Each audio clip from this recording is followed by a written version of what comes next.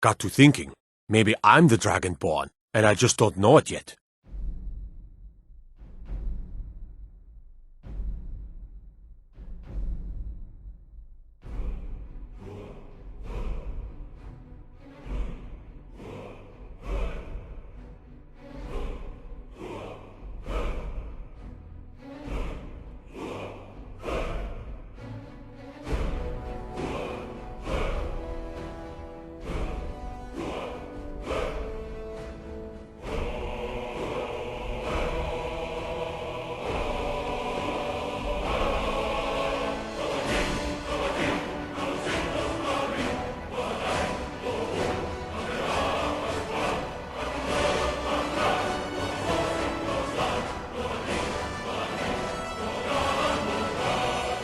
The rules of this run are fairly standard for a character-based run. I can only use items that character uses, I'm not allowed to use standing stones of any kind, and most importantly of all, no casting fancy magic. Anyways, there's not too much to go over in terms of the rules of this run, and I think I've yapped for far too long, so let's get into the video.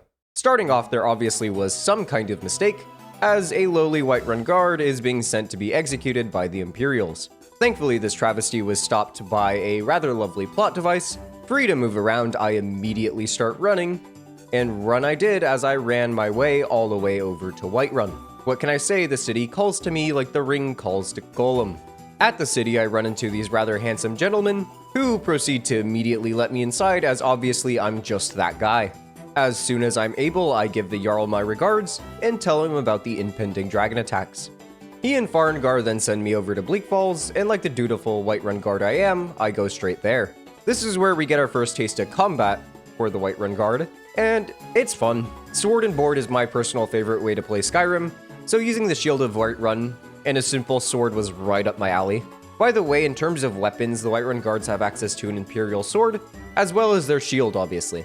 They also use Imperial bows and steel arrows, but sadly I wasn't able to find one yet, so the sword and shield will have to do. The sword and board setup is obviously perfect for taking out bandits and Draugr alike, so no zombie, cretin, or even minor infection managed to stop this absolute unit from getting to the Dragonstone. Handing the stone to Sovngarde, and it's now time to fulfill my duty as a Whiterun guard, and guard the western Watchtower. At the tower I'm joined by several other guards, who also seem keen on protecting this blessed city from this talk of dragons. Me and the other guards easily managed to dispatch Mirmilnir, I really hope I pronounced that right, thus allowing me to claim my prize, one entire set of Whiterun guard armor. Oh yeah, and then there's a dragon soul too. Before I head off to High Hrothgar for bingo night with the Greybeards, there is something that you may want to take notice. Look at the title of this video. Can you beat Skyrim as the Whiterun guard? Not a Whiterun guard, the Whiterun guard. Thanks to the power of mods and companion glitching technology, I was able to recruit every guard from Whiterun, and now together, we can take the offensive when it comes to the fate of Skyrim. In case you're wondering, the mods I used was a simple mod that lets me carry more than 100 followers, and the other one was a mod called Ring of Following.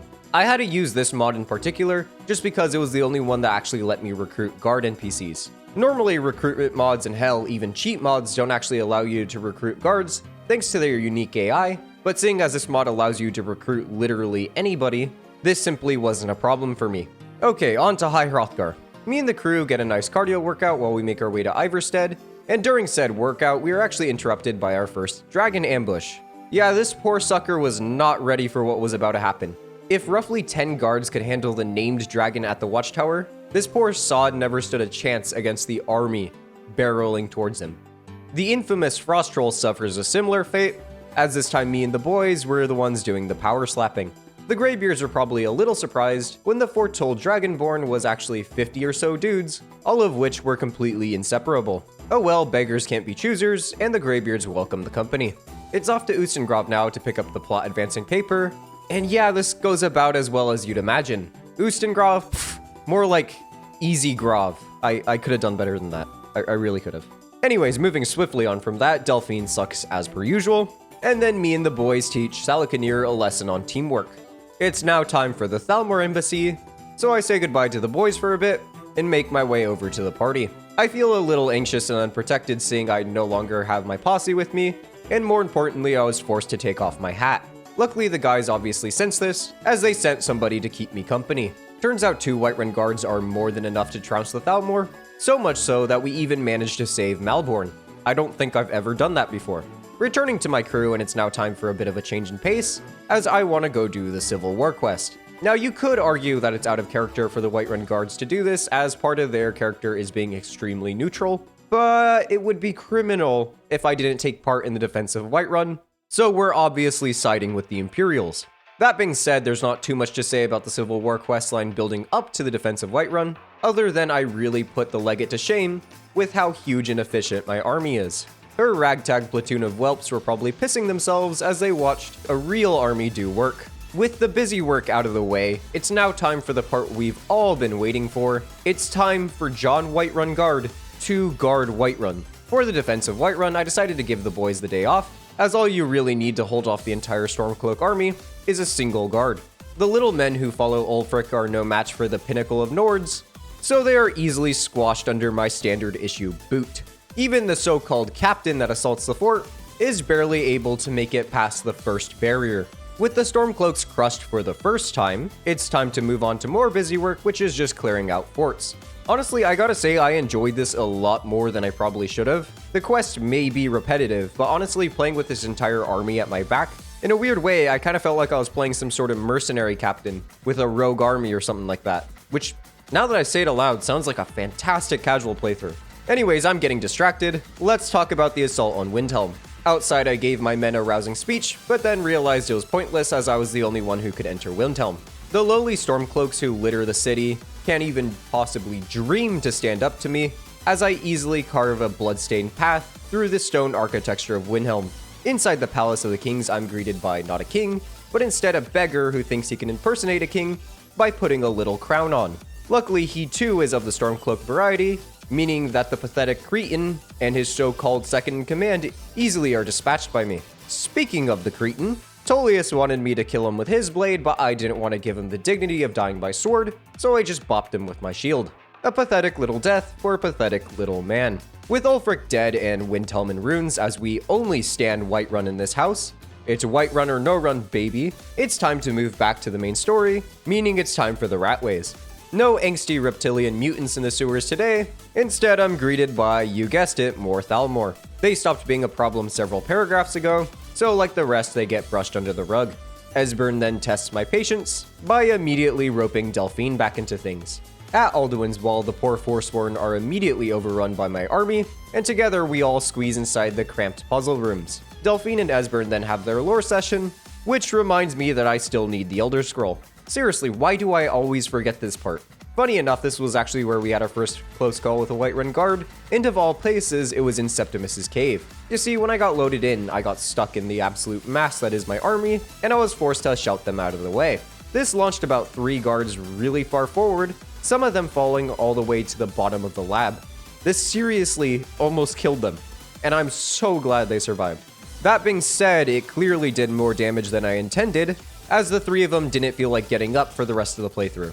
The close calls didn't stop in the laboratory, sadly, as unlike the typical crude contraptions of Skyrim, the Dwemer traps are quite sophisticated.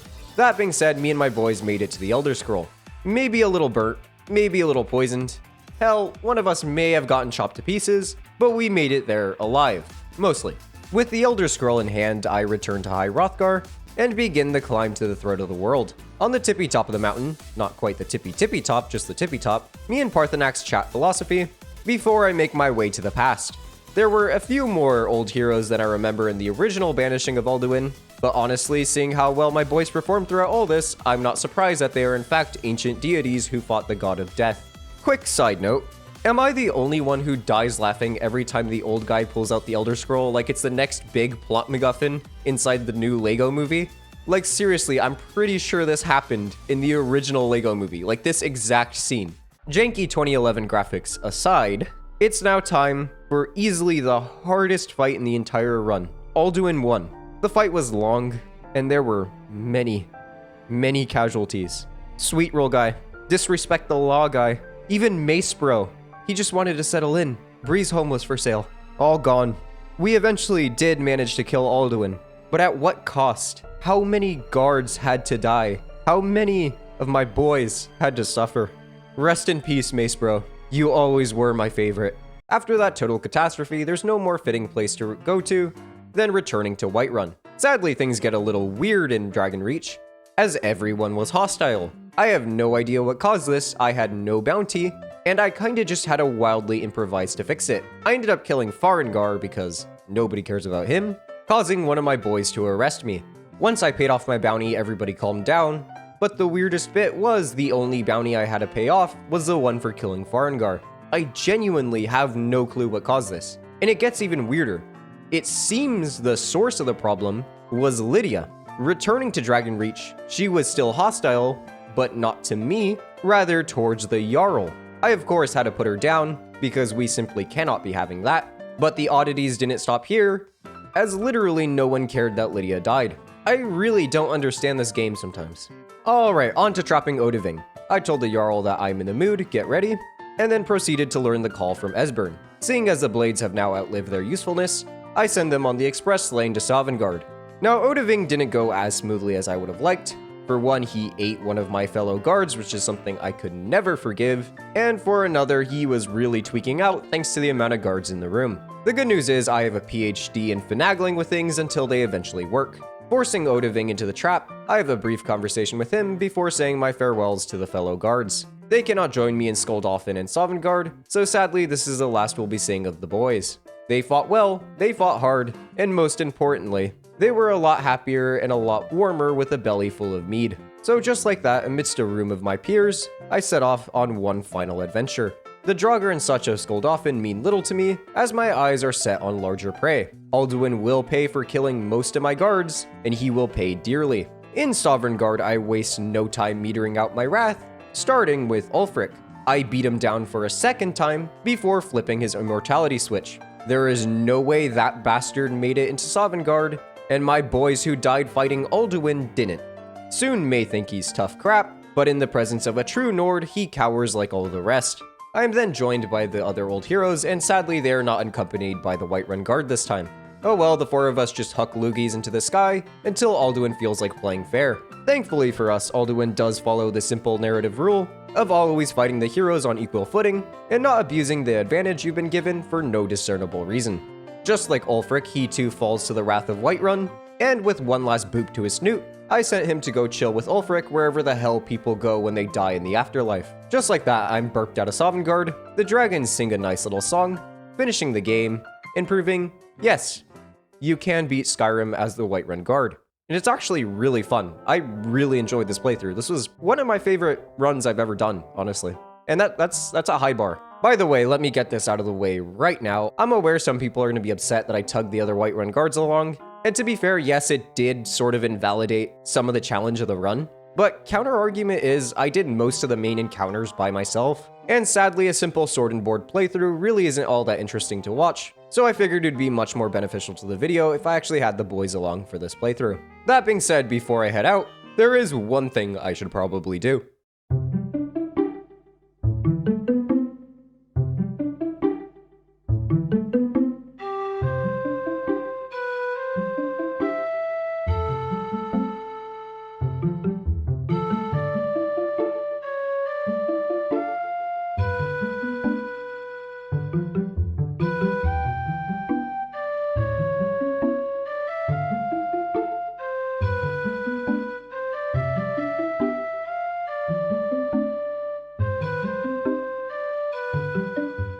Regardless, that's all I have time for in today's video. If you did enjoy, please consider leaving a like or maybe even subscribing. My name's Christian, but most people know me as aGhoul, and I'll see you in the next video.